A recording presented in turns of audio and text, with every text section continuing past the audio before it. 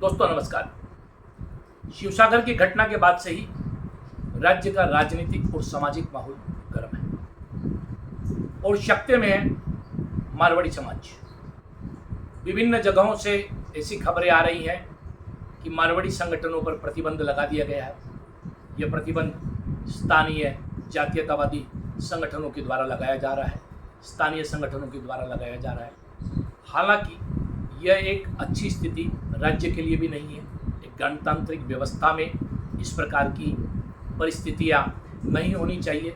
सभी को अपने संगठन करने का अधिकार होता है, सभी जाति समुदाय को अपनी पूजा पद्धति फॉलो करने का अधिकार होता है।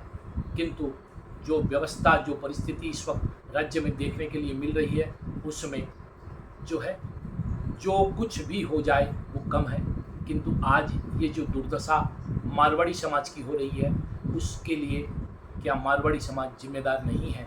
यह प्रश्न अगर हम करें तो निस्संदेह और निश्चित रूप से मारवाड़ी समाज जिम्मेदार है। दरअसल हमारा और हमारी दिनचर्या सुबह से शाम तक केवल एक काम के पीछे जाती है, वह काम है पैसा कमाना। हम अपनी दुकान में आते हैं, अपने व्यावसायिक केंद्रों में आते हैं, सुबह से शाम तक पैसा कमाने की चिंता करते हैं और रात को अपने घर वापस चले जाते हैं। यह बात बुरी नहीं है, किंतु जब आप एक ऐसे प्रदेश में रहते हो जो गैर हिंदी प्रदेश है या एक ऐसा प्रदेश है जहां पर समय समय पर जातीयतावादी आंदोलन होते हैं और इन आंदोलनों का जो सीधा टारगेट होता है वह मारवाड़ी समुदाय या हिंदी भाषी समुदाय होता है, तो यहाँ पर आपको एक दूरंदेशी नेतृत्व की ज़रूरत होती है, खुद में एक दूरदर्शिता होने की ज़रूरत होती है।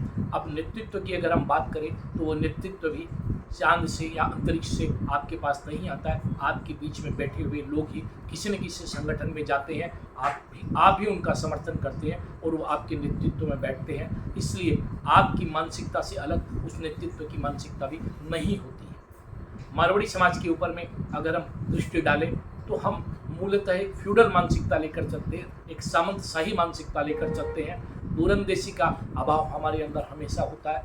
हम जब अपने कोई संगठन करते हैं या कोई कार्यक्रम करते हैं तो हमारी नज़र मात्र सत्ताधारी दल पर होती है। हमारे संगठन भी सत्ताधारी दलों के साथ अपना संपर्क रखकर अपने आप को धन्य समझते हैं, अपने आप को वाह समझते हैं और यही प्रवृत्ति का कमोबेश हमारे समाज में पूरी तरह से देखी जाती है।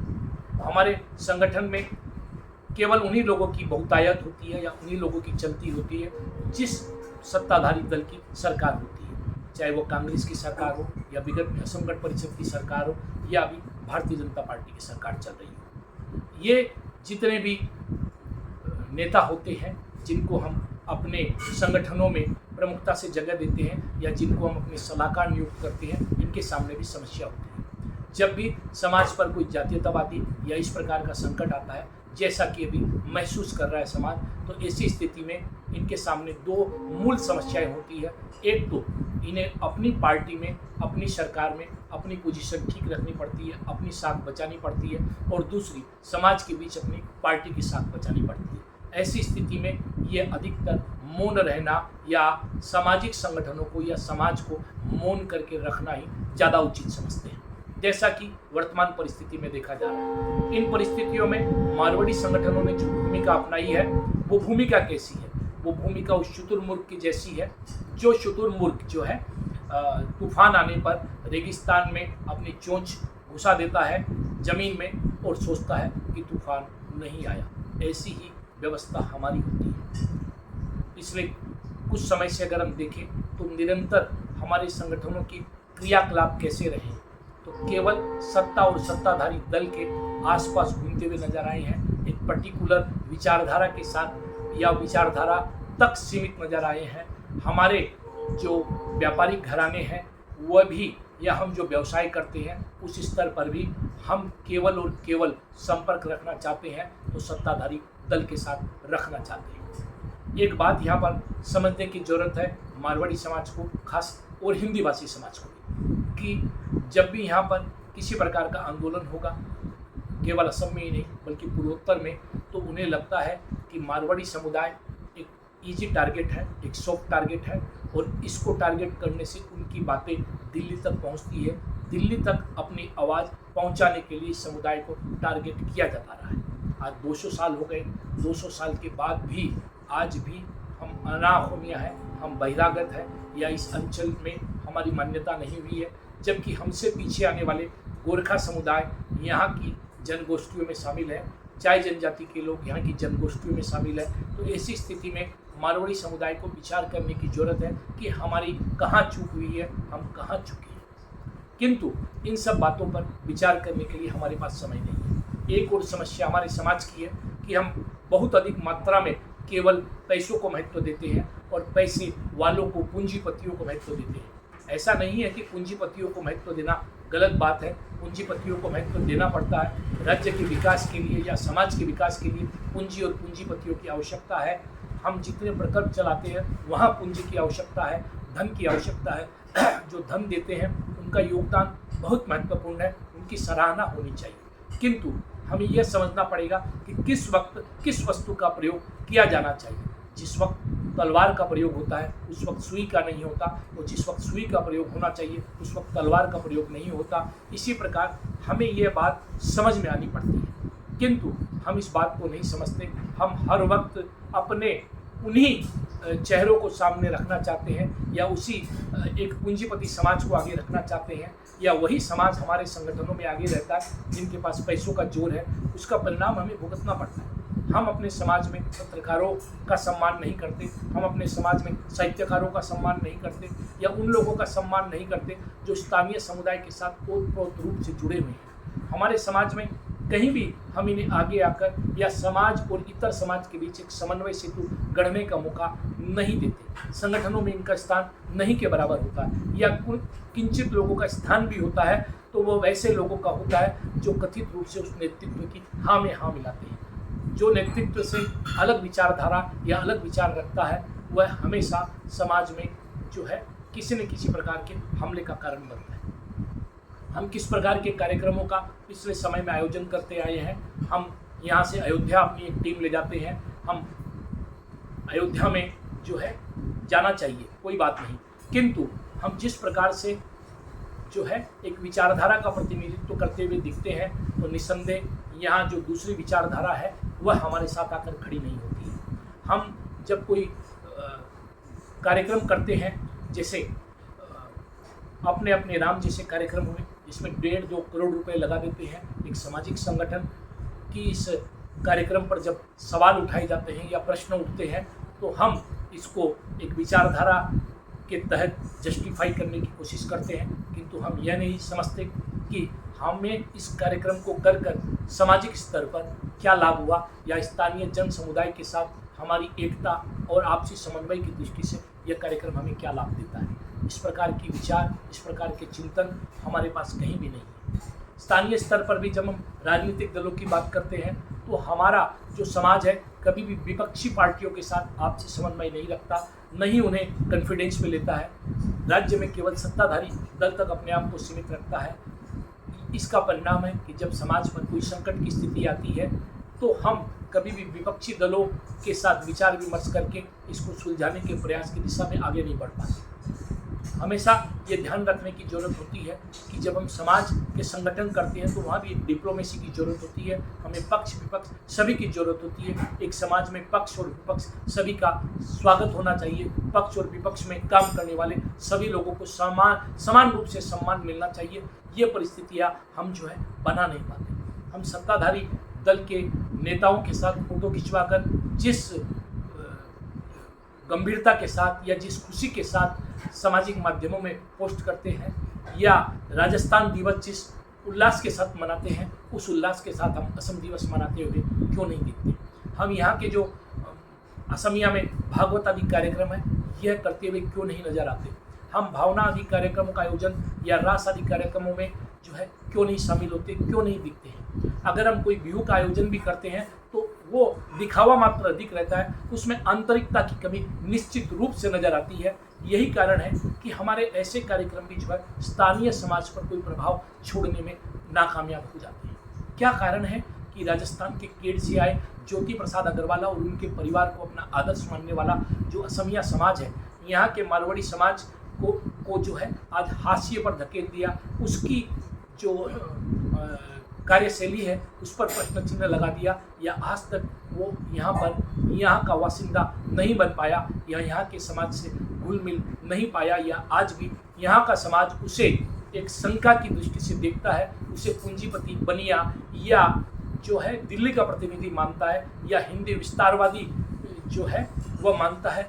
तो इसके पीछे क्या कारण है, इन कारणों को ढूंढने की, समझने की जरूरत है। एक और जो सबसे बड़ी बात है, अगर हम गुवाहाटी और इसके आसपास के अंचल में देखें तो आज भी ऐसी परिस्थिति है कि हमारे अधिकतर जो लोग हैं, खासकर माताएं बहनें हैं, वो असमिया भाषा नहीं जानती, सीखने के प्रति हम आग्रही भी नहीं है।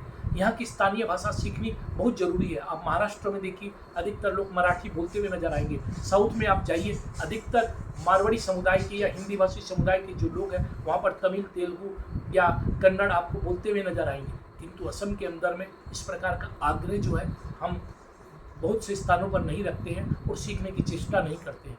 हम यहाँ की जो संस्कृति है, यहाँ के जो नामघर हैं, हम कभी भी उन नामघरों में नहीं जाते हैं। हम यहाँ के बोरगीत हैं, उनके बारे में कुछ नहीं जानते। हम महापुरुष शंकरदेव का नाम तो सुनते हैं किंतु उनके बारे में कुछ नहीं जानते हैं। खेत की बात है कि हम ज्योति प्रसाद अग्रवाला की बात तो करते हैं किंतु ज्योति प्रसाद अग्रवाला के बारे में कितने लोग जानते हैं। मारवाड़ी समुदाय में यह भी एक सोचने की बात है। हम ज्योति प्रसाद अग्रवाला का नाम केवल कवच के रूप में इस्तेमाल करना चाहते हैं, किंतु यह जो हमारी भावना है, ये जो हमारी स्वार्थपरकता है, या ये हमारी जो एक अपॉर्चुनिस्टिक जो रवैया है, इसे सब समझते हैं।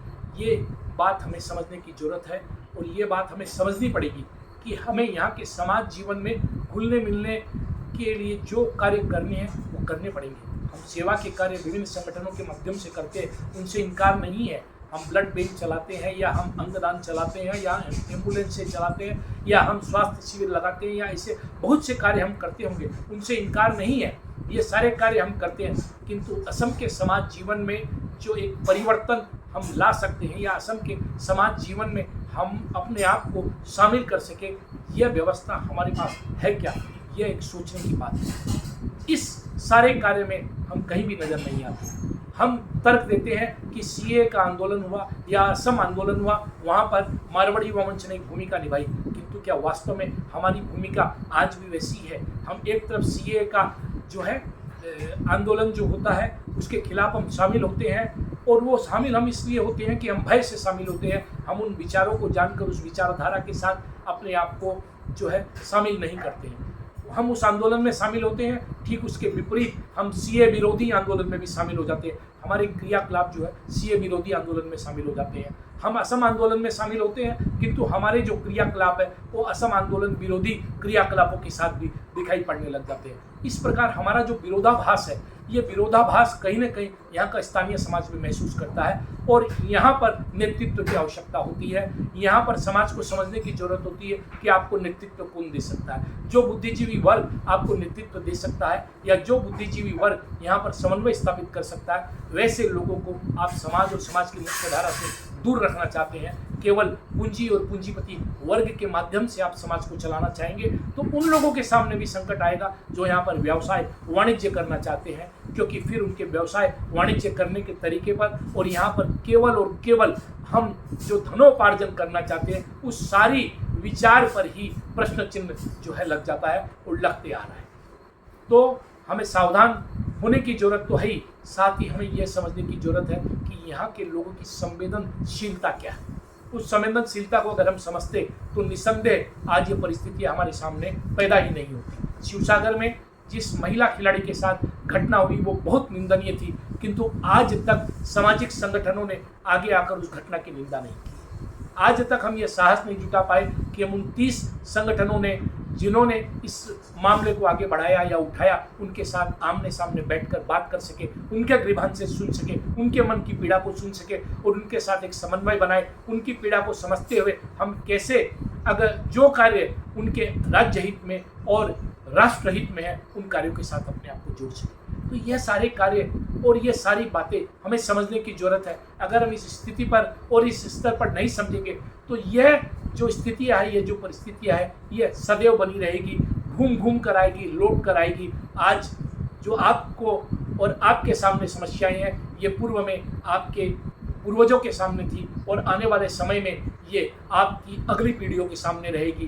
तो इसका क्या उपाय हो सकता है, इसे ढूंढने की ज़रूरत है। और ये उपाय सिर्फ और सिर्फ ये है कि असम के सामाजिक सांस्कृतिक जीवन के साथ मारवाड़ी समुदाय को यहाँ पर घुलना मिलना होगा और आंतरिकता के साथ घुलना मिलना होगा।